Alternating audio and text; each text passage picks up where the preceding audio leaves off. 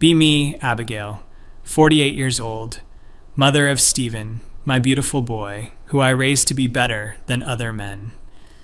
Thanksgiving 2023. Hosting dinner at our house, like always. My husband, Kenneth, is in the kitchen doing his usual thing. Not because I make him, obviously. We share duties equally because I'm not some 1950s housewife. Stephen is coming home from college for the weekend. Haven't seen him in 2 months. Excited to see my son. Also, my father-in-law, Robert, is coming. Kenneth's brother, Derek, and his wife, Janet. Whole family gathering. Spend all morning preparing. Kenneth keeps giving me these looks. Asks me, Abigail, can we just have one normal dinner? I ask him what he means by that. He sighs and goes back to basting the turkey. Typical. Doorbell rings at 3 p.m. It's Robert, Kenneth's dad. Big guy, former construction worker. Exactly the kind of man who doesn't understand how the world has changed. He shakes my hand, doesn't even try to hug me. Anymore. Learned that boundary years ago after I explained why unexpected physical contact is problematic. He mumbles Abigail and walks past me. Kenneth greets him warmly. They do that backslapping hug thing men do. Derek and Janet show up 20 minutes later. Derek is one of those guys who thinks he's funny, always making jokes that I have to deconstruct. Janet is sweet, but completely asleep at the wheel when it comes to her own oppression. Works part-time and does all the cooking and cleaning. I've tried to talk to her about it. She just smiles and changes the subject. Stephen arrives last. My heart jumps when I see him. My boy. But something is wrong. He looks thin, dark circles under his eyes. When I hug him, he barely hugs back. Hi, Mom. His voice is flat. Ask him how school is going. Fine. That's all he gives me. Fine. We all sit down for dinner. Kenneth carved the turkey. Everyone is passing dishes. Normal small talk. Robert asks Stephen about his classes. Stephen mentions he's taking a literature course. I light up. Finally something I can engage with. Oh, what are you reading? Please tell me they're including diverse voices and not just dead white men. Stephen stares at his plate. It's a survey course, Mom. Different periods.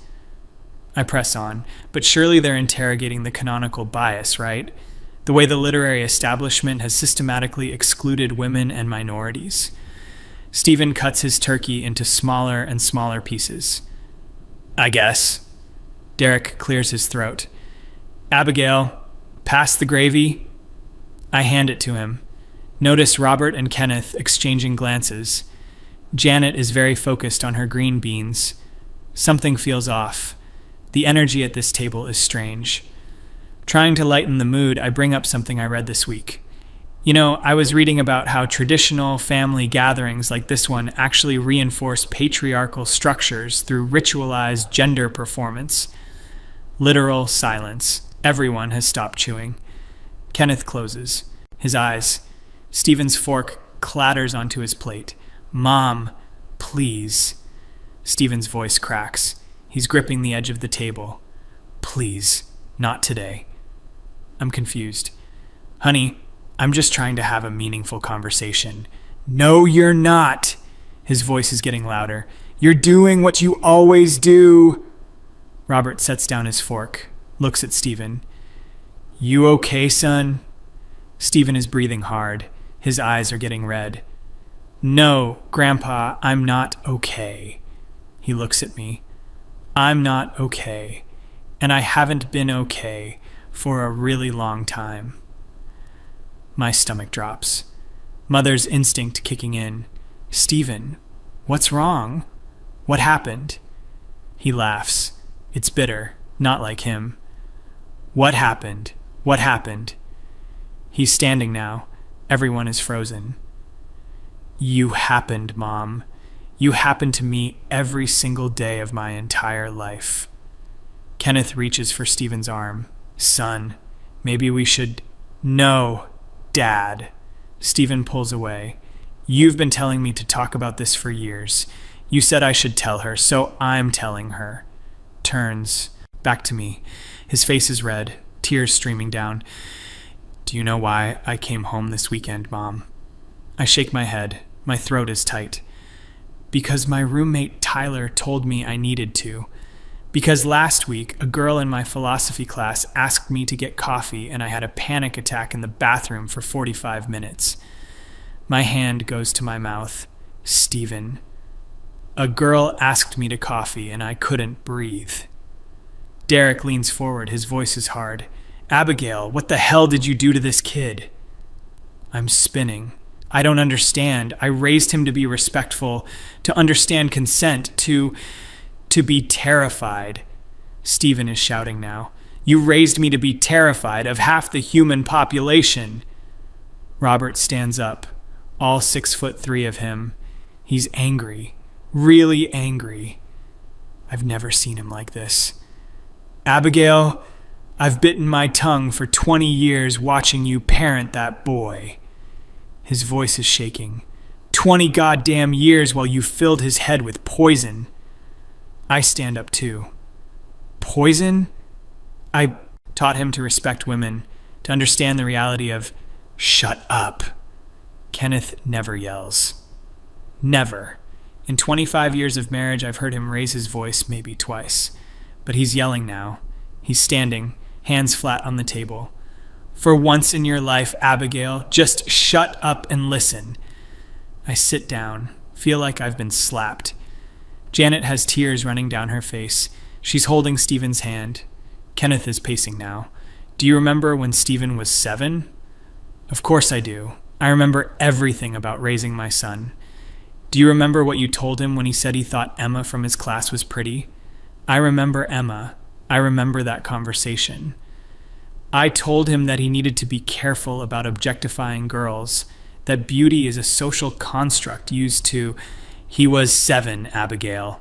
Kenneth slams his hand on the table. He was 7 years old and said a classmate was pretty and you gave him a 40-minute lecture about the male gaze. Stephen is sobbing now. Really, sobbing. I thought I was bad, Mom. I thought there was something wrong with me for noticing girls. His whole body is shaking. I was 7 and I thought I was a predator.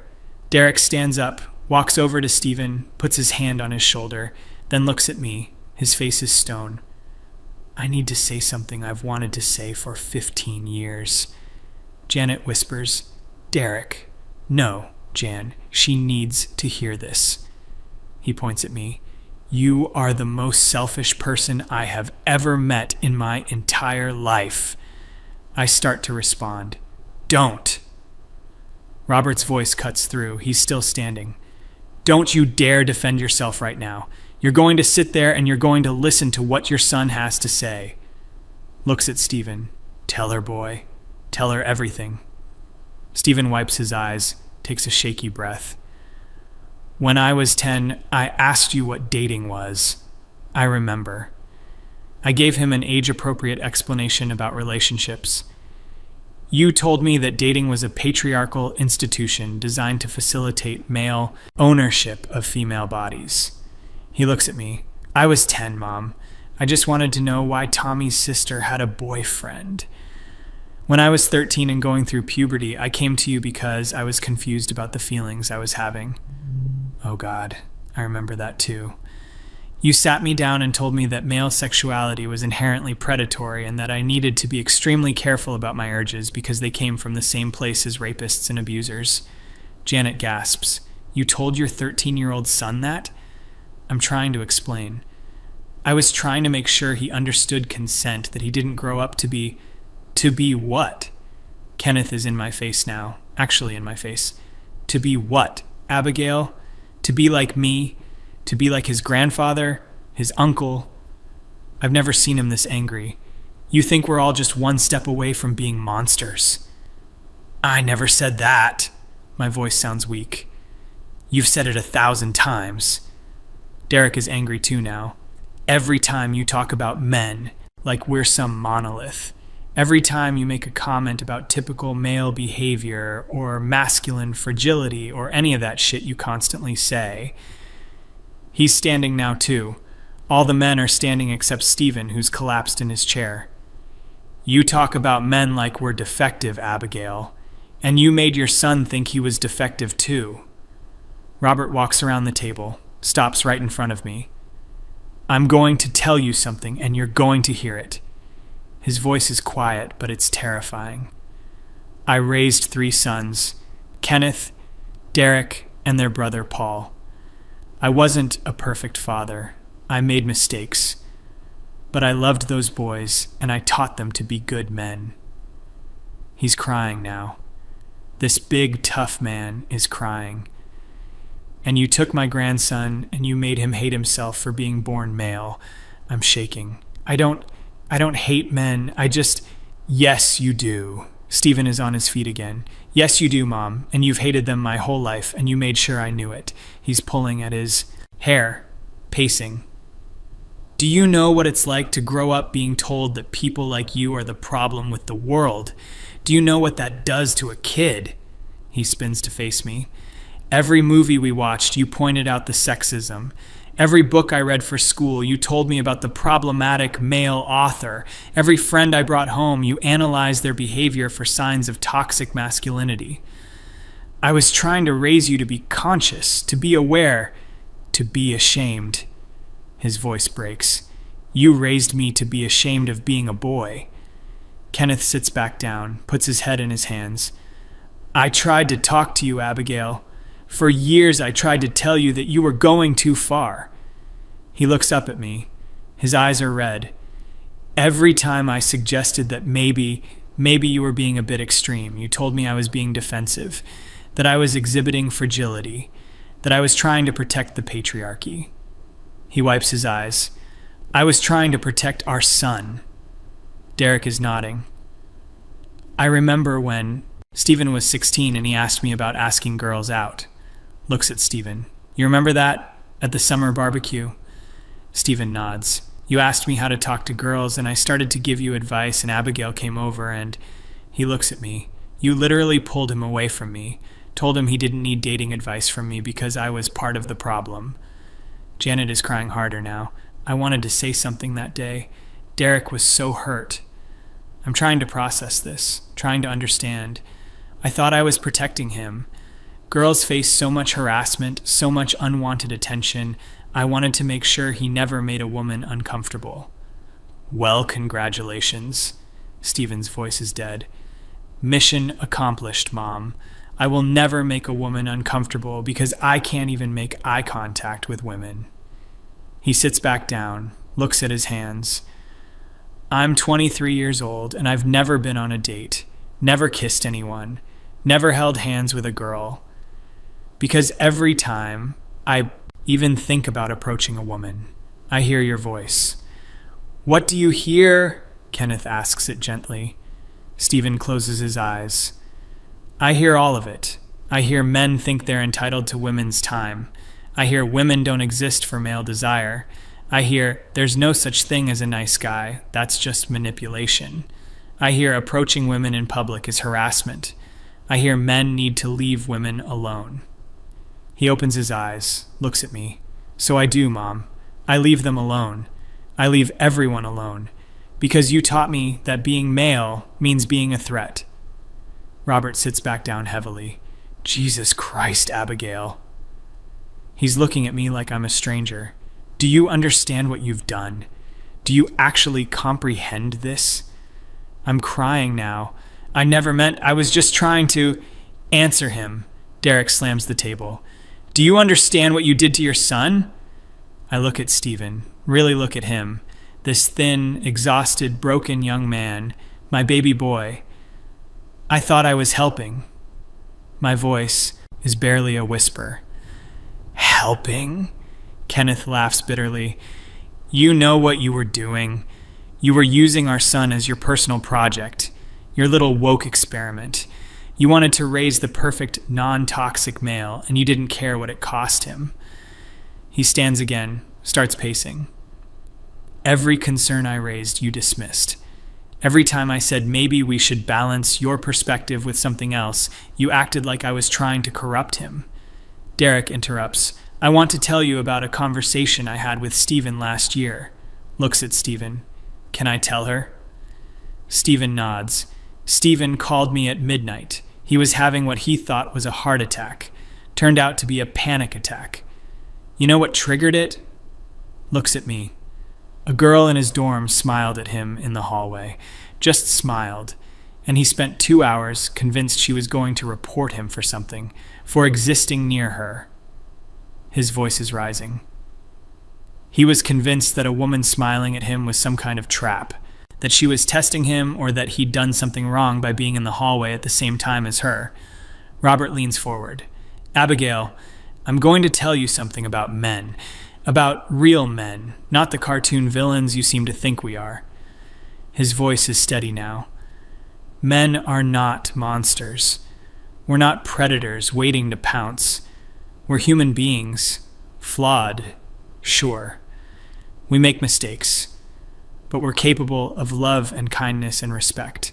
He points at Stephen. And that boy there, he's one of the best people I know. Kind, thoughtful, gentle. You know why? Because that's who he is naturally. Not because you spent his whole childhood telling him his nature was evil. I'm sobbing now. I read the statistics. I read about assault and harassment, and I wanted him to be different, to be better. Better than what?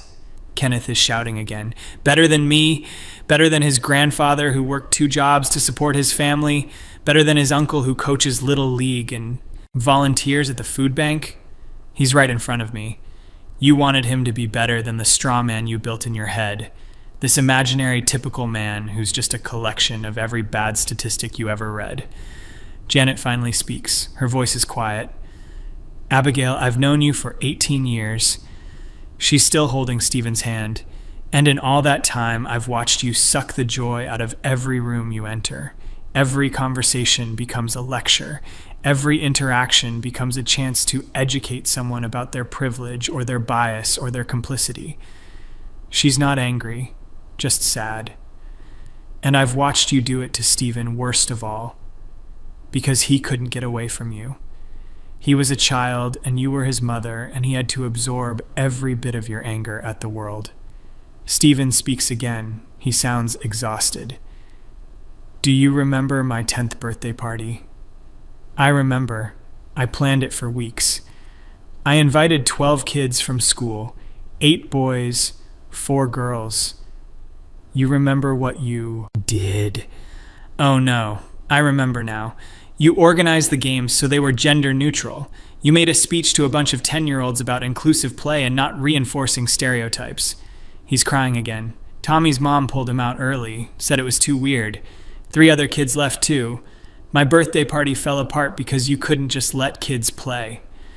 He wipes his eyes, and when I cried after everyone left, you told me it was a learning experience, that sometimes doing the right thing is hard. Kenneth sits next to Stephen, puts his arm around him. I wanted to say something that day. I wanted to tell you that you'd ruined his party, but you were so convinced you were right. You're always so convinced you're right. Looks at me. I've spent our entire marriage tiptoeing around your ideology, afraid to contradict you because you'll accuse me of being part of the problem, of being complicit in oppression. His voice breaks. I'm your husband, Abigail. We're supposed to be partners, but you've treated me like I'm the enemy for 25 years. Derek stands up, walks to the window, speaks with his back to me. You want to know something? Stephen isn't the only one you've hurt with this stuff. Turns around. Kenneth called me 3 years ago. 2 a.m. Know what he said? Looks at his brother. He said he didn't know if he could stay married to you anymore. Said he felt like he was walking on eggshells every day, that he couldn't be himself in his own home. Kenneth is nodding, tears on his face. I've been miserable, Abigail, for years. But I stayed because of Stephen, and because there were good moments too, but mostly because I didn't want to abandon my son to be raised by you alone. I can't breathe. This can't be real. Kenneth, you never said, because you never listen. He's up again, pacing. You don't listen, Abigail. You lecture. You correct. You educate, but you don't listen. Not to me, not to Stephen, not to anyone who doesn't already agree with everything you think. Robert stands, walks to Stephen. Son, I want you to hear this. Puts his hand on Stephen's shoulder. Being a man is not something to be ashamed of. Your grandfather was a man, fought in Korea, came home, raised a family. Was he perfect? No. Did he make mistakes? Sure. But he was a good man who loved his wife and his kids. His voice is firm. Your father is a good man, works hard, treats people with respect, loves his family. Your Uncle Derek, same thing. You come from a line of good men, Stephen. Don't let anyone tell you otherwise. I find my voice. I never said Kenneth wasn't a good man. Yes, you did. Stephen is on his feet. Maybe not in those words, but you said it. All the time. Every time you talked about how men don't do their share of housework, Dad was right there doing dishes. Every time you ranted about men not being emotionally available, Dad was the one I talked to about my feelings because I was too scared to talk to you. He's shaking. Every time you made some comment about typical male behavior, you were telling me that Dad, Grandpa, Uncle Derek, that we were all part of some toxic group. That maleness itself was the problem. Derek walks over, stands with Robert and Stephen and Kenneth, all four of them facing me. Here's what's going to happen, Abigail. His voice is hard. You're going to stop talking. You're going to really actually listen for once in your life. And then you're going to think about whether your ideology is more important than your son. Robert nods. That boy needs help, professional help, to undo the damage that's been done. And you need to support that without trying to control it or turn it into another one of your teaching moments. Kenneth speaks. His voice is quieter now, but firm. And you and I need to have some very serious conversations about our marriage, about whether we can find a way forward where I'm treated like a partner and not like a problem to be managed. He looks at me, really looks at me. I love you, Abigail. I have loved you for 25 years. But I can't keep living like this. And Stephen can't either. Stephen is crying again, but he's also standing straighter. I came home this weekend to tell you all of this because my therapist said I needed to. Therapist. He's been seeing a therapist. I've been seeing Dr. Sarah for 6 months. She's helping me understand that the voice in my head, the one that tells me I'm dangerous and predatory and wrong, that's not the truth. That's trauma. He looks right at me. You gave me trauma, Mom. My own mother traumatized me. I'm trying to speak, trying to find words. I only tried to. I know what you wanted. Stephen cuts me off. You wanted to change the world. You wanted to fight the patriarchy. You wanted to raise a son who would never hurt a woman. His voice hardens. But you hurt me instead. You hurt me every single day of my childhood, and you were so focused on your mission that you never noticed. Janet speaks again. Abigail, I need to tell you something too. She's standing now, still gentle, but there's steel in her voice. You've made comments about my marriage, about how I do more housework than Derek, about how I'm performing traditional femininity, or whatever term you used. She walks closer. I'm happy. Derek and I have a partnership that works for us. We divide things in a way that makes sense for our family, and I don't need you to save me from my own life. She's right in front of me now. But more than that, I need you to know that I've watched you damage the people around you with your certainty, your absolute conviction that you're right and everyone else needs to be educated, and I'm not going to stand by quietly anymore while you hurt people I love. I look around the room, at all of these people, my family, all of them looking at me like I'm a stranger, like I'm the enemy. Kenneth sits back down. He's calmer, now, spent. Abigail, I need you to understand something. This isn't about your beliefs. You're allowed to believe what you want about society and gender and all of it. He looks tired, but the way you've applied those beliefs to our family, to our son, it's been cruel. It's been so focused on being right that you forgot to be kind, Derek adds. And it's been constant, relentless. There's never a break from it. Every holiday, every dinner, every casual conversation becomes a seminar. We can't just be a family. Everything has to be analyzed and critiqued and corrected. He sits down too. It's exhausting. And for Stephen, it wasn't just exhausting. It was destructive. Robert is the last to sit. He looks older somehow. I'm going to say one more thing, and then I'm going to eat my dinner because I'm too old for this much stress. He looks at me. You owe your son an apology, not one of those non-apology apologies where you say you're sorry he feels that way. A real apology where you take responsibility for what you've done. His eyes are hard. And then you need to step back and let him heal. Let him figure out who he is without your voice in his head telling him what to think about himself. Stephen sits down too. Everyone is seated except me. I sit slowly. My legs feel weak. I don't know how to fix this. It's the first honest thing I've said. Stephen looks at me. I don't know if you can, Mom. I don't know if I want you to try. That hurts. That really hurts. But if you do want to try, you have to actually change. Not just say you'll change. Actually do it. He wipes his eyes. You have to stop seeing men as the enemy. You have to stop seeing Dad as someone to be corrected. You have to stop seeing me as a project. Kenneth reaches across the table, takes my hand. I'm shocked. After everything he said, he's still reaching for me. I meant what I said about serious conversations, about whether we can make this work. He squeezes my hand. But I also meant what I said about still loving you. The woman I married, before all this consumed you, she's still in there somewhere. And if she's willing to come back, we can try to rebuild. I'm crying so hard I can barely see. I thought I was doing the right thing. It sounds weak even to me. I thought I was protecting Stephen, preparing him for the world. Stephen shakes his head. You weren't preparing me for the world, Mom.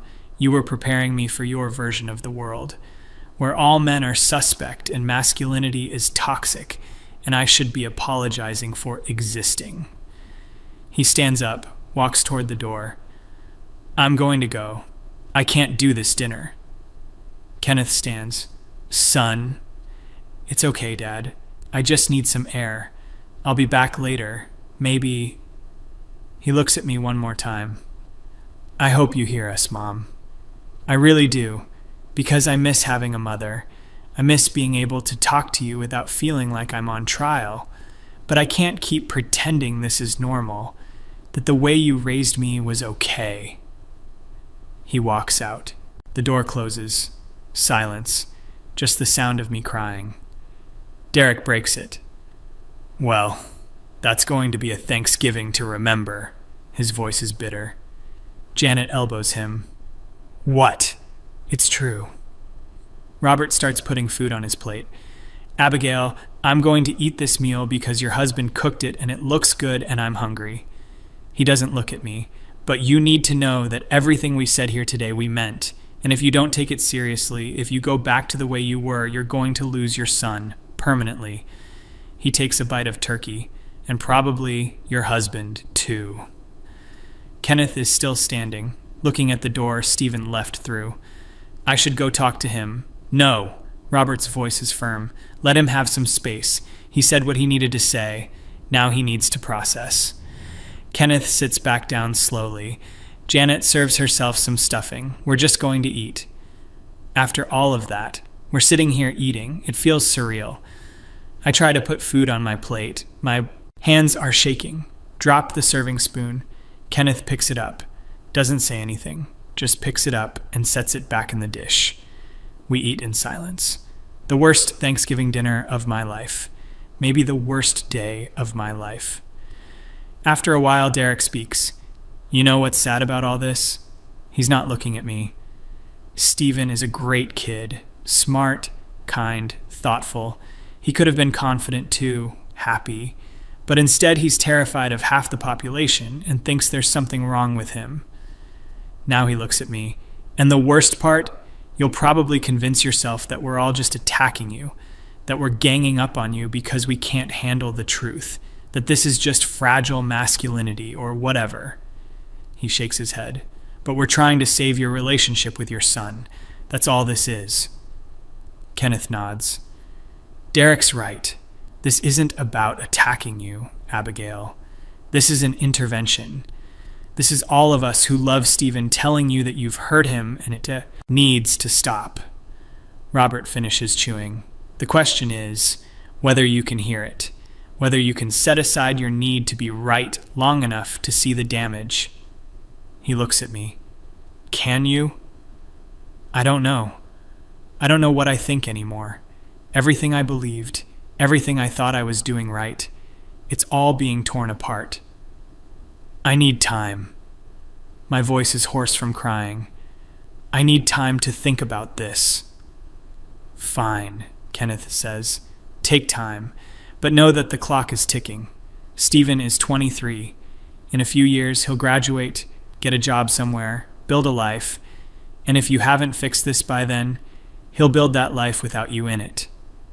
He meets my eyes, and I might not be far behind him. The rest of the dinner is quiet. People eat, make small talk about nothing. The turkey, the weather, anything but what just happened. I can barely eat, barely breathe. My son is out there somewhere, terrified of women because of me. My husband is sitting next to me, but feels miles away. My family looking at me like I'm a problem to be solved. And the worst part, the absolute worst part, is that I can feel something shifting in me. The defensiveness wants to rise up, wants to argue that they don't understand, that my intentions were good, that I was trying to make the world better. But then I remember Stephen's face, the pain in his eyes when he said I traumatized him, my baby boy, who I love more than anything. And I realize, maybe they're right. Maybe I did this. Maybe in trying to fight all the bad in the world, I created it in my own son. Robert stands to leave. Kenneth, thank you for dinner. It was good. Looks at me. Abigail, I hope you figure this out, for Stephen's sake. He walks to the door, stops, turns back. And for what it's worth, the world isn't as simple as you think it is. Men aren't monsters, and women aren't victims, and life is more complicated than your theories. He leaves. Derek and Janet start to gather their things. Janet hugs me, whispers in my ear, "Get help, Abigail. Real help. Talk to someone." Derek just nods at me. They leave too. It's just me and Kenneth, sitting at a table full of half-eaten food. The Thanksgiving dinner that destroyed everything. What do we do now? I ask him. He's quiet for a long time. Now. Now you decide who you want to be. The person who's always right, or Stephen's mother. He stands, starts clearing plates. Because you can't be both anymore. I sit there, in the ruins of my certainty, thinking about my son, somewhere out in the cold, afraid of women, afraid of himself, because of me. And I don't have any answers, no theories that can fix this, no framework that can undo what I've done, just the terrible understanding that I broke my own child, and I don't know how to put him back together. The green text ends, me sitting alone at the table, everything I built my identity on, crumbling, and my son's words echoing. You raised me to be ashamed of being a boy. I did that. I really did that. Now I have to live with it.